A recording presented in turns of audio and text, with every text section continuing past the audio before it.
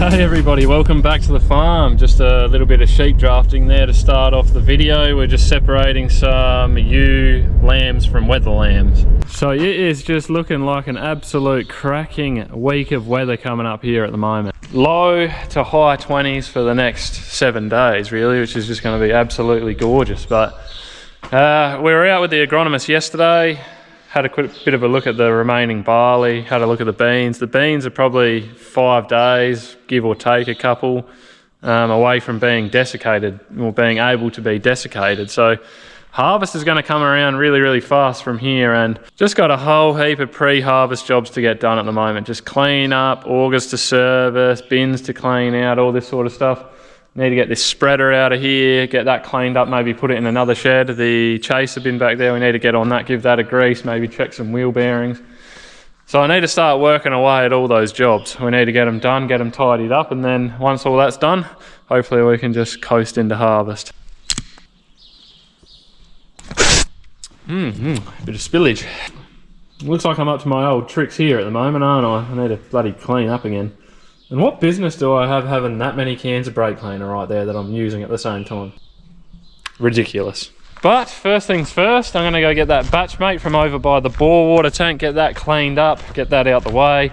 Now I am running a bit of a different setup on the camera today with the microphone. So I'm still running off the internal camera, but I've just got like a wind puff around the camera. So I'm hoping the audio picks up all right, because I did try this setup once and I thought it was very poor, but we'll see how we go. It just came out too muffled. That's basically the gist of it, but I did give it a try this morning. It seems to be okay.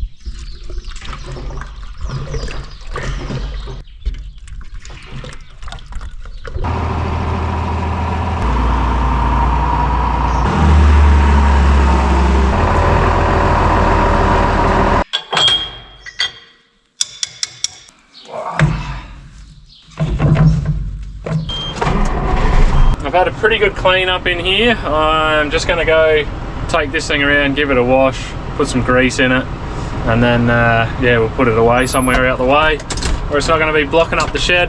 Dad used it, I don't know, it was probably one of the last decentish rains we had in July. He used it and just turfed it there, and it's been sitting there ever since. So yeah, it desperately needs a wash and to be put away somewhere where it's not going to interfere with activities over the next few months.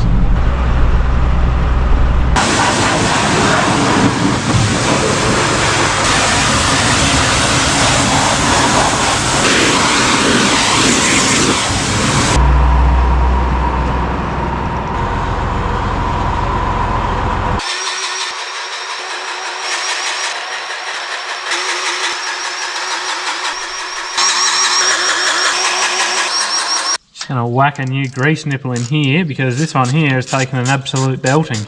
Not sure if you can see that, but she's very round on the end.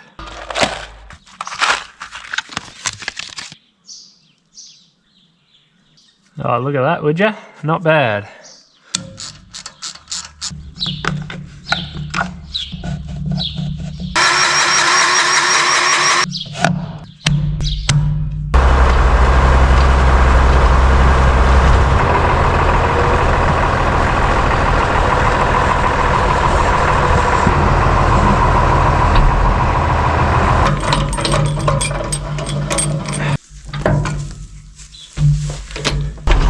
Always nice to have it semi-prepped for when you come back to it next time.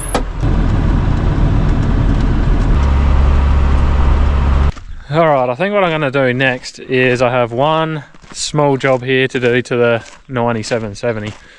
Pretty much done with it apart from one thing. Well, there's the hydraulic cylinder we've got to reseal, but I just got to pull a couple of covers off the feeder house and have a look at something, because I've got to order a few parts to put back on the shelf here. There's something I want to look at here first, so that if I'm ordering parts I can order it all at once. But we'll just do this quickly. I just got to get them off and have a quick inspection, so we'll get it out of the way.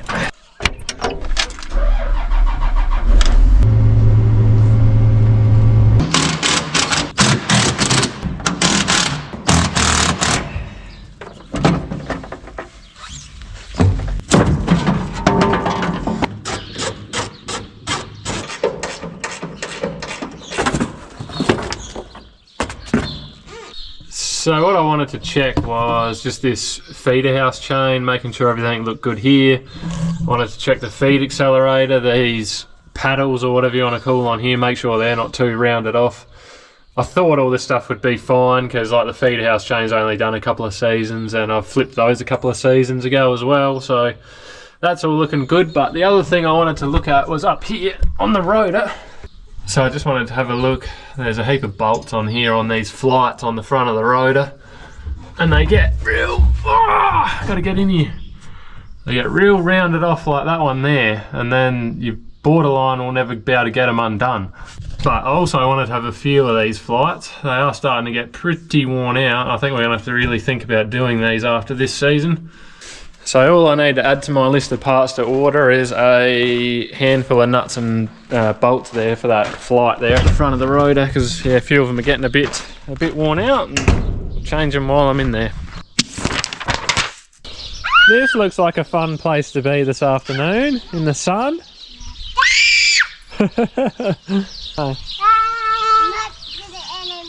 Whoa.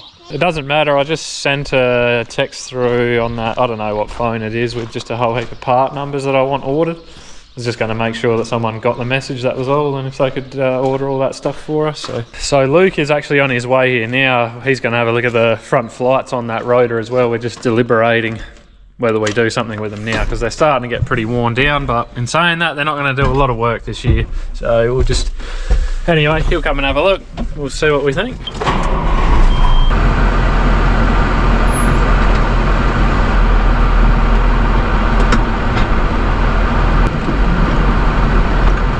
Oh yeah, get in there nice and deep like. You need someone a bit smaller than us to get on and crawl right in there. That's it. Yeah, yeah, it's not that hard to get them off, but it's like, you'd be able to get them off, but... Yeah. We just got to do it next year. Alright, deliberation is complete. No further action required. I think next we'll I might just get connected up to this thing and drag it forward a bit, just so I can get around it. I just want to check wheel bearings and some stuff like that, grease it, and then this thing should be about good to go. What's up, you stuck? Thanks, Dad. Your seat too high? No. You guys both having a bike ride, are you? What do you want to see? You want to see bar bars? They're not gone. They're all gone, are they? No. Oh.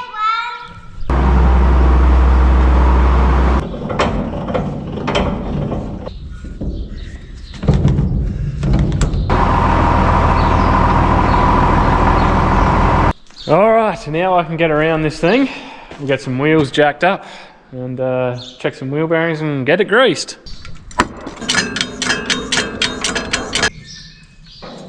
Oh yeah, toit like a toiger. Oh yeah.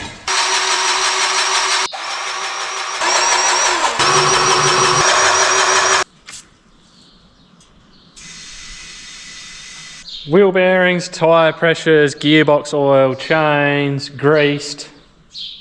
I think we're about good to go here. That's done. Another thing off the list. But while I'm connected onto that chaser bin, I might drag it and put it in the other side of the shed over here, so it's out the way if I want to bring the 9770 in and connect up to the front and go over that in the shed. So we'll do that now.